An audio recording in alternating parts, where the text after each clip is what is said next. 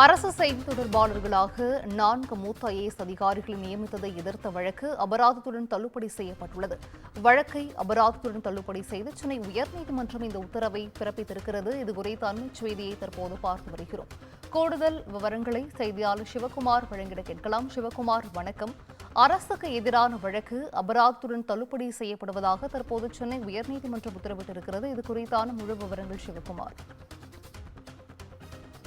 தகவல்கள், திட்டங்கள் மற்றும் தேவையான எண்ணங்கள் எல்லாம் செய்தி ஊடகங்கள் மூலமா சரியான நேரத்துல பொதுமக்களுக்கு எடுத்துரைப்பதற்கும் பிற அரசு துறைகளுடன் ஒருங்கிணைப்பதற்கும் மூத்த ஐஏஎஸ் அதிகாரிகளாக இருக்கிற அரசு செய்தி தொடர்பாளர்களாக டாக்டர் ஜே ராதாகிருஷ்ணன், அதே மாதிரி ககன்தீப் சிங் பேடி, தீரஜ்குமார், பே அமுதா ஆகிய 4 ஐஏஎஸ் அதிகாரிகளை நியமிச்சு கடந்த ஜூலை 14ஆம் தேதி அன்னைக்கு தமிழக முதல்வர் உத்தரவு பிறப்பிச்சிருந்தாரு.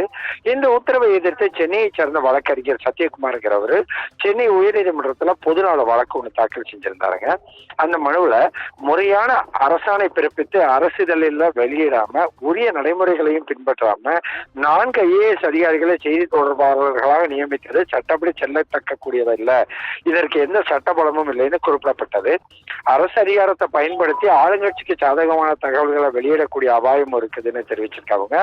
இது அரசியல் சாசன கொள்கைகளுக்கு விரோதமானது என்பதால 4 ஐஏஎஸ் அதிகாரிகளை அரசு செய்தி தொடர்பாளர்களாக நியமித்தது வெளியிடப்பட்ட பத்திரிகை செய்தி குறிப்பை அரசியல் சாசனத்துக்கு விரோதமானதுன்னு அறிவிக்கணும் அப்படின்னு சொல்லி கோரிக்கை விடுக்கப்பட்டது. இந்த வழக்கானது தலைமை நீதிபதி MM ஸ்ரீவத்சவா மற்றும் நீதிபதி சுந்தரமோகன் அடங்கிய அமர்வுல விசாரணைக்கு வந்தது. அப்போ அரசியல் சாசனம் இயற்றப்பட்ட பிறகு முதல் முறையா தமிழகத்துல 4 மூத்த ஐஏஎஸ் அதிகாரிகளை அரசு செய்தி தொடர்பாளர்களாக நியமிக்கப்பட்டுள்ளதாகவும் இது சட்டவிரோதம் அப்படின்னு சொல்லி மனுதாரர் தரப்புல வாதிடப்பட்டதுங்க. ஐஏஎஸ் அதிகாரிகள் அரசியல் கட்சிகளுக்கு செய்தி தொடர்பாளர்களாக நியமிக்கப்படவில்லை என்றும் அலுவல் ரீதியாக மட்டுமே அவர்கள் நியமிக்கப்பட்டுள்ளதாகவும் தெரிவித்த தலைமை நீதிபதி அமர்வு ஐஏஎஸ் அதிகாரிகளை செய்தி தொடர்பாளர்களாக நியமிப்பதற்கு தடை விதிக்கும் வகையில் எந்த சட்டமும் விதிகளும் இல்லை என கூறி இந்த வழக்கை அபராதத்துடன் தற்போது தள்ளுபடி செய்து உத்தரவிட்டிருக்கிறது. சிந்துஜா, நன்றி சிவகுமார். விவரங்களை வழங்கியமைக்கு நன்றி.